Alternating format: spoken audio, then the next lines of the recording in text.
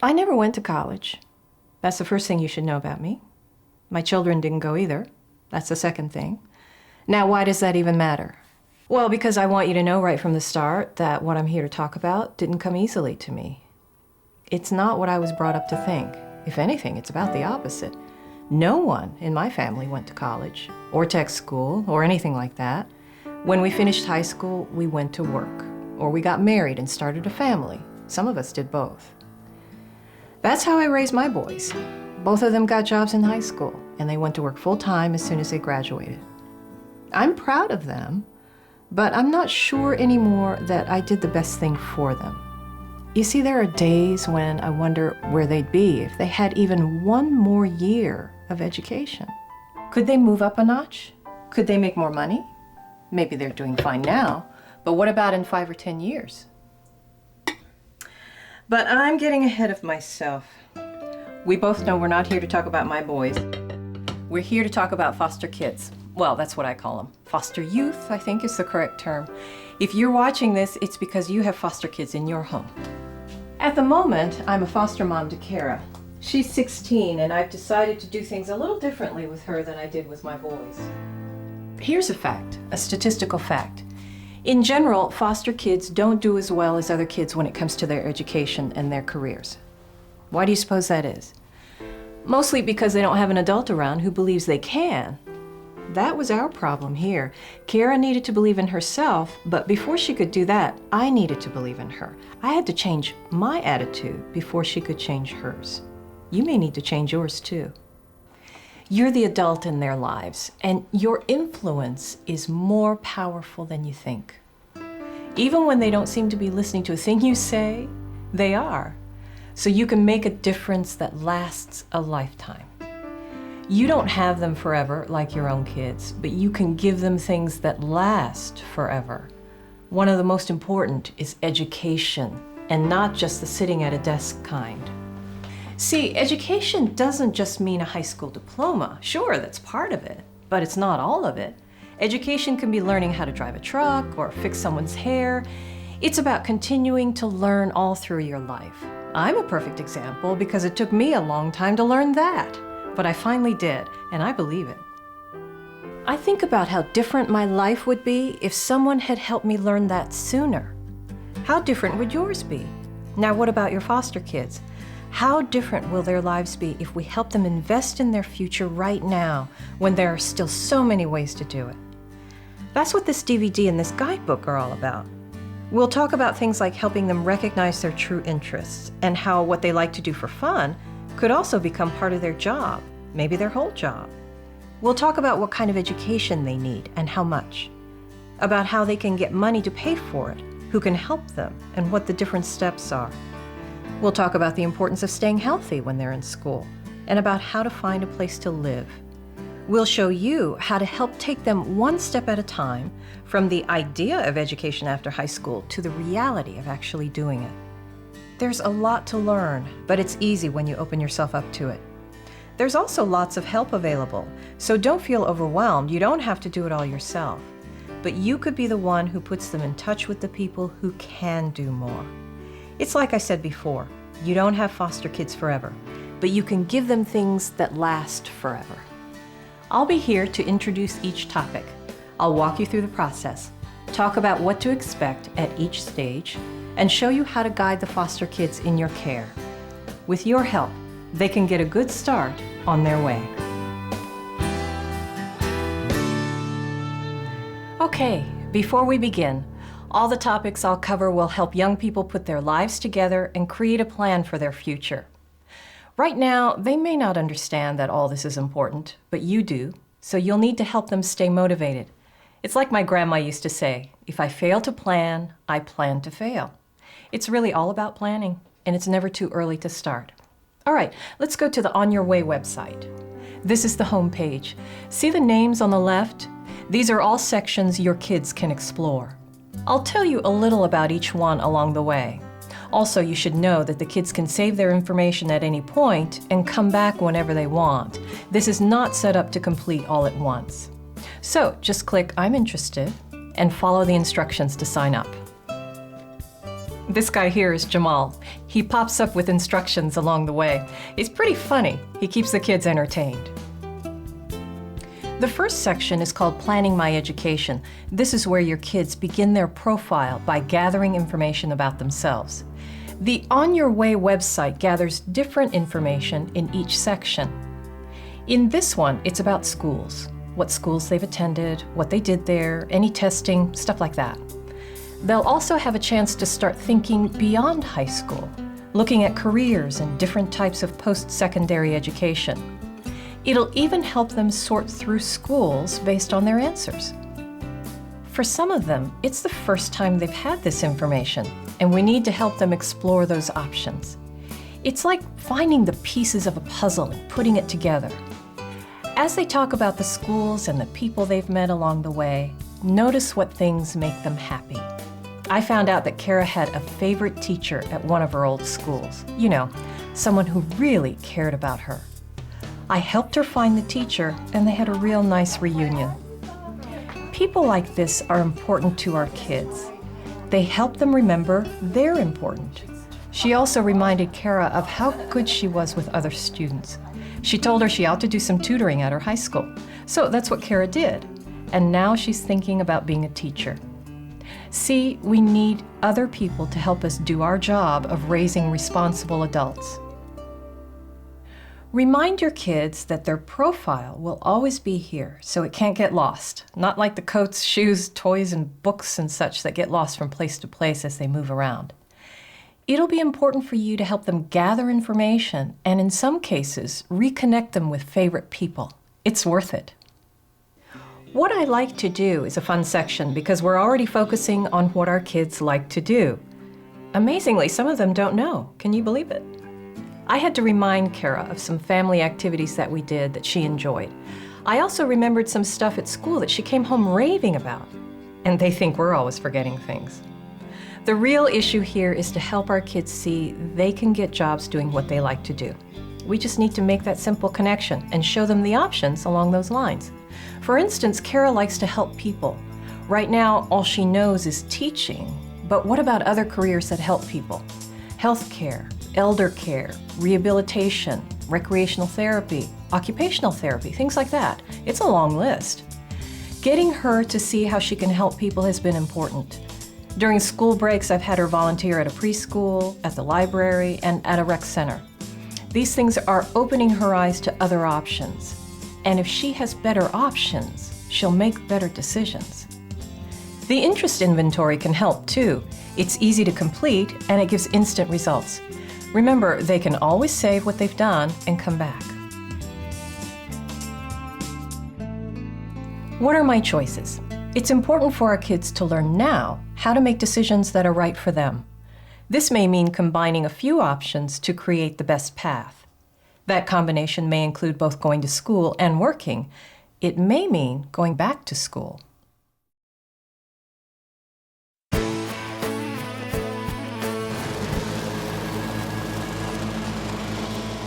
Mowing lawns was just a way to make money. That was one of my chores with my foster family. I had to mow the lawn once a week. When I was 14, I started thinking, if I mowed other lawns, I could make a little money. So that's what I did. When I got older, I started to get a little more interested in landscaping than just mowing lawns. So I took some classes at the local community college about that. And eventually I opened my own business. Now I'm taking business classes at night, and it's completely different than the school before that. Because I can take what I learned and directly apply it to my business. And I can see how it works. It's making me money.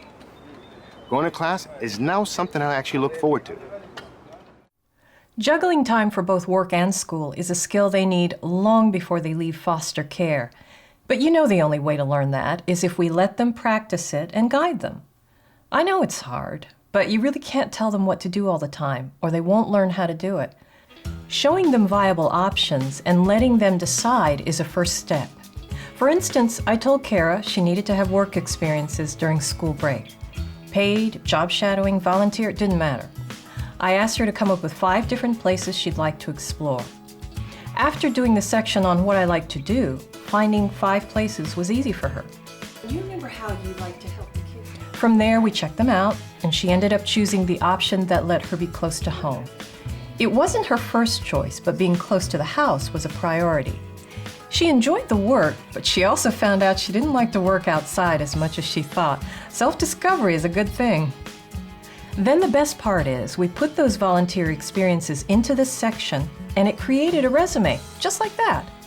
She was so surprised to see everything that she'd done show up in a resume. But there were some gaps in it, things she'd never filled in, so she went back to those places in the website, filled them in, and boom, she had an updated resume. She printed it out and posted it on the refrigerator, just like a first grader's artwork. It was really something to watch her. So this website really helped Kara make something she'll be able to use as she finds her path. This section is where things start to get real. How do I pay for it? We're talking money for education. How much, where to get it, and how to get it. First, our kids need to know that money is available to help them continue their education. That should not be the reason to stop them from learning. We had no idea that so many resources were available, and some are specifically for our foster kids. We learned about those and about who to ask when we had questions. It was much easier once we got started. Also, there's a budget section where kids can create a monthly budget. It's so funny to see what they think things cost. We learned that my husband Frank needed to sit down with Kara and show her the realities of car payments, electricity, phone, and apartment rent. He even had her writing our monthly checks. Of course, he signed them, but it was good practice. Now she can write checks and account for the money. Anyway, they came up with a monthly budget, and the website added it up and multiplied it by 12 months. The annual budget helped Kara see how much she needed in financial aid. Frank downloaded the financial aid form just to look at it. We learned so much. In fact, Kara needs to answer some of the questions differently because she's in foster care. She also learned she could get up to $5,000 every year after financial aid to help with her budget items. This process gave Kara and Frank some much-needed relief and the encouragement to keep planning her future. All of us need help, right?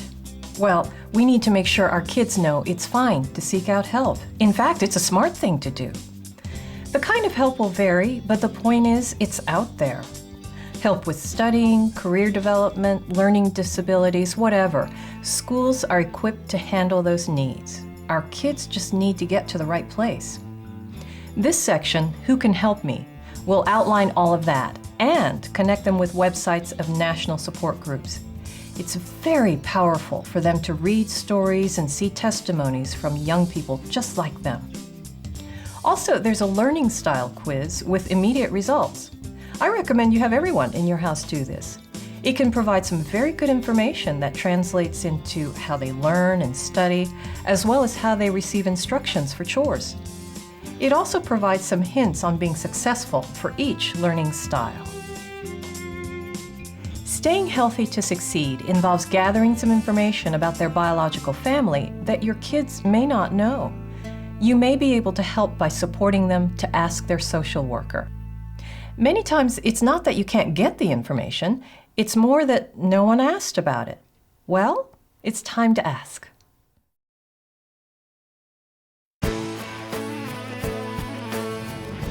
I was tired all the time and I got tested. That's how I found out I have diabetes. You have diabetes? Yeah, but not the real serious kind. Do you have to have shots? No, I don't need no insulin. But I do have to watch what I eat, which you know I hate. Maybe that's what's wrong with you. Why don't you get down to the student center and get yourself checked out? Hell, you paying for it, use it.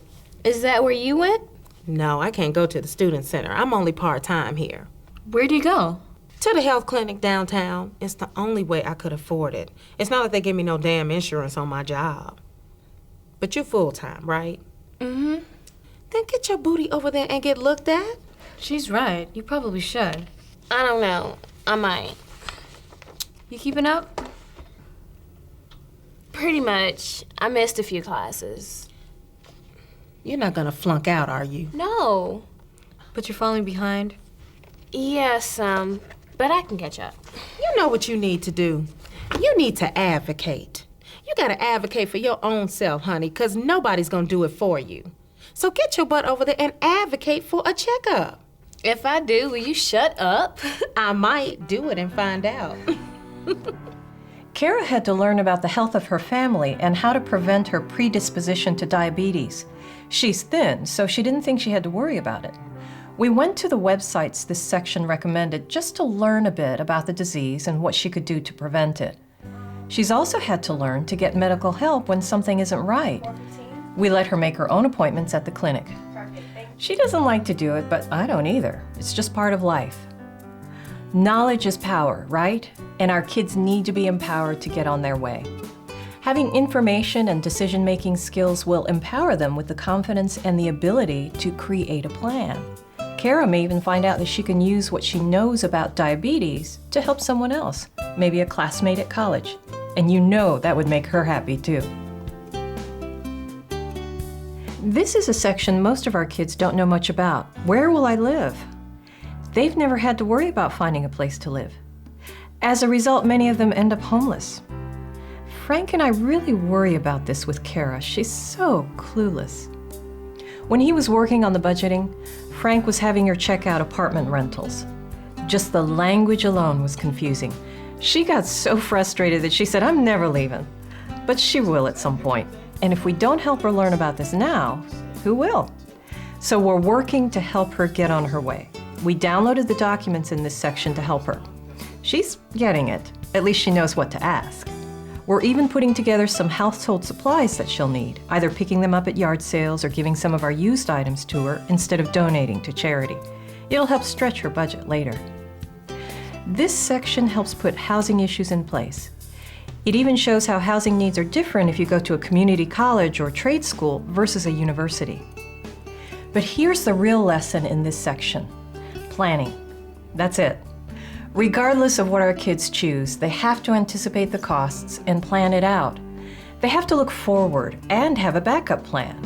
For instance, if Kara goes to a university, she has to think about where she'll go when the dorm closes for the holidays. She says our home, but what if we go away for the holidays?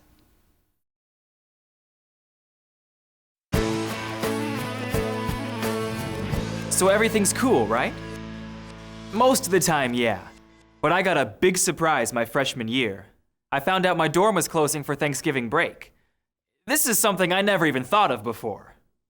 Lucky for me, my friend David invited me for Thanksgiving dinner. And when he found out I didn't have a place to go for the whole break, his family let me stay with him. But that was a wake-up call. I mean, Thanksgiving break, it's a couple of days. But Christmas break? That's like 3 or 4 weeks. People are nice, but they aren't that nice. So as soon as I got back to school, I called my social worker, and she had a few weeks to help me look for a place to stay. I also called student development and asked them for help. When all is said and done, our kids do well when they're connected to people at the place they're going to school, working, living, and so forth. Just being connected can build a feeling of I belong. That's especially important to our foster kids. I really encourage Kara to attend the independent living groups that social services have. She doesn't always go, but it's important for her just to see other young people like her who will have similar issues as they age out. This section, Getting Connected, helped Kara see that in some ways she's still connected to her biological family, even though she doesn't see them much. She also was able to see that her interest in helping people came from the adults in her life now. We're hoping to get her more involved in high school activities. The tutoring has been good, but maybe a service organization will help her explore her interests and other careers. She might also make some friends with similar interests. So, Kara is a patchwork of her connections, her unique interests, and her experiences. Frank and I are more active in helping her than we were with our own sons. We realize now that her future is so uncertain. If we can get her to see the opportunities that more education beyond high school can offer, then Frank and I believe we are offering her a better chance to succeed and hold her head high. We'll hold our heads high, too.